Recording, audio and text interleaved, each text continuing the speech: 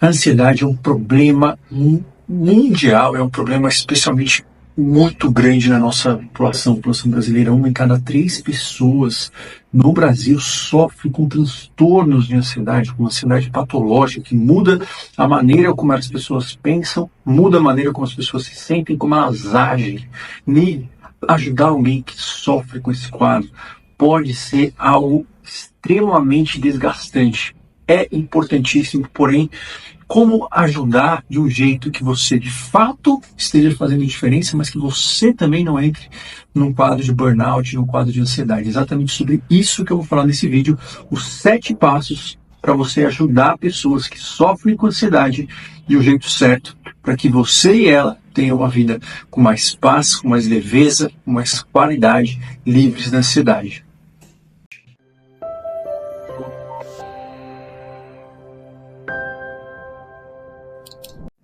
Olá, se você não me conhece, meu nome é Marco Antônio Abud, eu sou médico psiquiatra, formado aqui pela Universidade de São Paulo, sou psiquiatra clínico, psiquiatra assistencial. Meu objetivo é atender, fazer as pessoas melhorarem. Essa é a minha vocação, é isso que eu gosto de fazer. Sou fundador aqui do canal Saúde da Mente e de tratamentos digitais, que são tratamentos de primeira linha para ansiedade, depressão e insônia.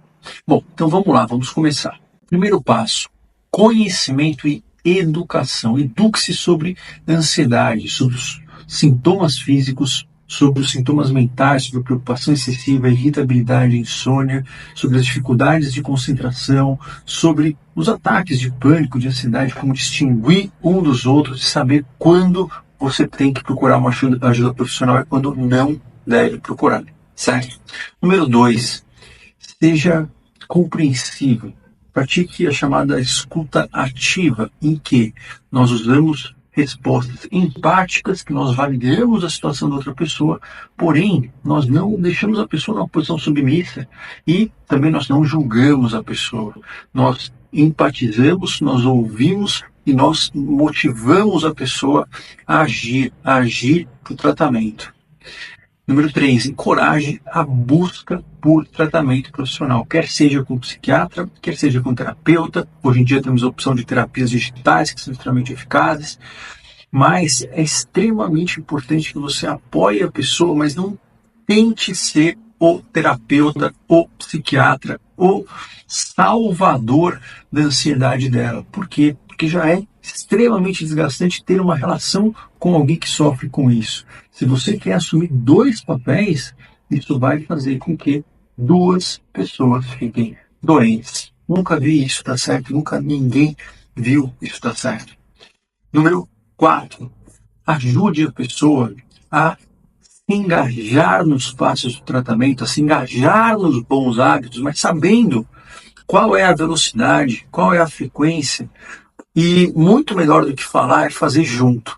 E tem uma regra de ouro para motivação. Enfim, eu aprendi isso quando eu estava fazendo um curso sobre parentagem para o meu filho. Sempre você deve reforçar aquilo que a pessoa consegue fazer. Mas você não precisa punir aquilo que ela não consegue.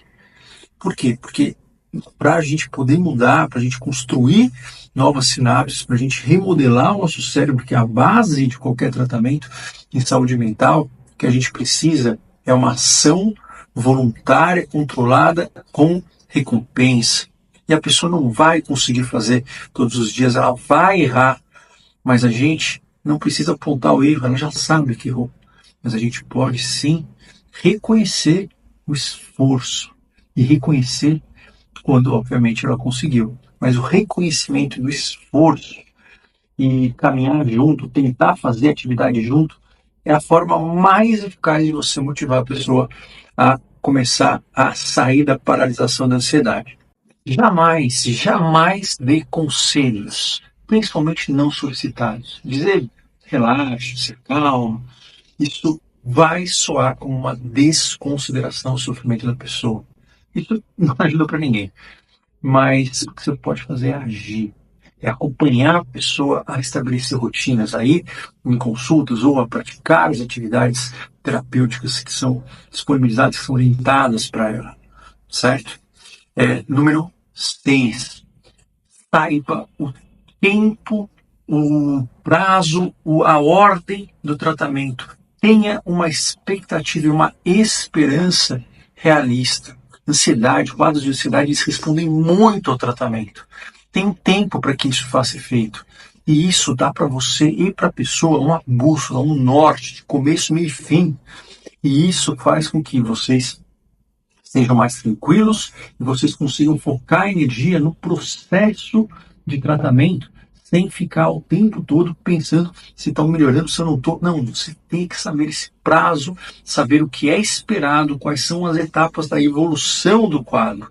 Isso dá segurança e muito mais, vamos dizer assim, de fato, conhecimento e calma para que você tenha direito de falar, olha, ainda não estou no fim, falta este tempo, logo vou focar no processo sempre que vier alguma turbulência. E por último, número 7, você não abandone de forma nenhuma o seu autocuidado. O autocuidado de cada um de nós é sempre a prioridade número 1. O seu autocuidado é a prioridade no tratamento e no cuidado de outra pessoa. Por quê? Porque senão nós temos 2 pessoas doentes para cuidar. Isso é uma coisa difícil, também a gente descobre isso não intuitivamente, por isso depois, assim, né, entendi, mas a gente vai sentir isso depois, principalmente quando a gente tem filho. A gente não pode dar o luxo de não respeitar os sinais da nossa saúde, de não descansar, de não ter um sono de qualidade, de não ter momentos onde a gente precisa relaxar, precisa simplesmente focar em outras coisas. A gente não pode se dar o luxo de adoecer também, porque outra pessoa precisa da gente. Então, o nosso autocuidado é a forma mais importante, impactante de você ser altruísta e cuidar de alguém. Então, divida isso quando estiver muito pesado. De fato, você pode tratar junto com a pessoa, não, obviamente, no mesmo terapeuta ali, mas assim, fazer, por exemplo, algumas técnicas que vão te ajudar de relaxamento, técnicas de mudança de padrões de pensamento, algumas técnicas comportamentais. Faça não só para ajudar, mas faça também por você e saiba os seus sinais de alerta para pedir ajuda. Pedir ajuda antes de que você esteja estafado. Bom, cuidar de alguém com qualquer tipo de quadro, físico ou mental, que enfim, deixa a pessoa num estado de muita dor e muito pouca paciência. Isso é algo extremamente desgastante para todo mundo. Mas a ansiedade, ao contrário de outras doenças crônicas, que de fato a gente tem uma perspectiva de que vai melhorar, e isso se torna mais desgastante. A ansiedade é o quadro. Os transtornos de ansiedade são a categoria em psiquiatria e talvez a medicina que mais responde a tratamentos, inclusive a tratamentos não medicamentosos, se forem feitos da forma correta. O tratamento ele não dura o tempo que a pessoa está sofrendo. O tratamento é uma questão, se for bem feito, de semanas, meses talvez. E o progresso, ele sendo percebido, ele vai dando mais e mais esperança e mais confiança, tanto para você quanto para outra pessoa. Tende a dar uma blindagem, tende a fazer com que vocês saiam mais fortes disso. Só que é importantíssimo a gente ter em mente essas etapas. Não perca a esperança jamais. E nunca, nunca caia na tentação de acreditar nessas mentiras de que pessoas que têm quadros de saúde mental, principalmente ansiedade, elas são frágeis e fracas. Elas estão acreditando nisso. Você não. Por quê? Porque elas vão melhorar. E elas vão melhorar para poder o quê? Poder ajudar você quando a vida trouxer uma turbulência. E ela vai trazer tudo bem. Nós somos feitos para isso. Então, esperança, persistência, paciência, mais otimismo. Um otimismo realista, um otimismo baseado em fatos, baseado em perspectivas de tempo adequadas, baseado naquilo que funciona. Isso sim é o jeito certo de ajudar. Se você gostou desse vídeo, deixa aqui o seu like, não esqueça de deixar o like, isso ajuda a chegar a mais pessoas. Tem muita informação desorganizada e mesmo errada pela internet, a gente sabe disso, infelizmente. E se inscreva aqui no canal para não perder nenhum tipo de conteúdo, nenhum tipo de novidade. E estamos caminhando juntos. Se você quer saber mais sobre isso também, quer ter acesso a tratamentos digitais, que são os tratamentos baseados nos melhores do mundo, Veja a Maratona do Vale da Cidade, se tiver disponível, se as inscrições estiverem abertas, às vezes estão algumas vezes por ano, existe o treinamento para mentes ansiosas, que é o único tratamento digital no Brasil que é tão eficiente quanto terapia presencial e tão eficiente quanto remédios em 6 semanas e extremamente mais eficiente do que as medicações depois de 8, 10, 12 semanas, e é o único método que permite que a pessoa fique bem, tire as medicações e fique sem recaídas. É isso. Forte abraço, até o próximo vídeo. Prepare to fly. Created by a commercial airline captain, the following presentation will cover every aspect of commercial air travel. Knowledge is power. With this information, you will feel more comfortable flying.